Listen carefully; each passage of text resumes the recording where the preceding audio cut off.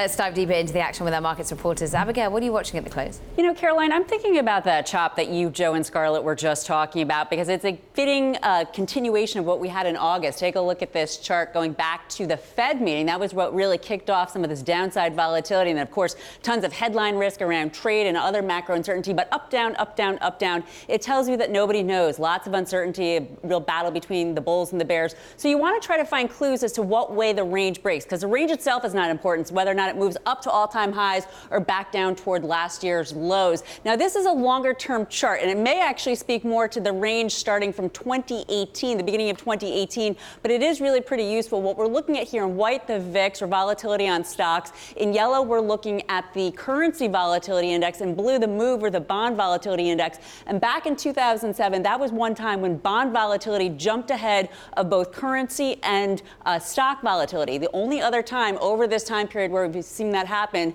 is right now, where we have that MOVE index, that bond volatility jumping ahead of currency volatility and stock volatility. Sarah, this may just suggest that there could be some more big volatility to come. Timing, of course, is difficult. Thanks, Abigail. Well, let's take a look at Starbucks, because this has really been a high-flying stock all year long. If you look at Starbucks year to date, through yesterday, the coffee chain was up 50%. That made it one of the top 50 stocks in the S&P 500. However, today, you mentioned volatility, Abigail. We're seeing just a bit of a roadblock.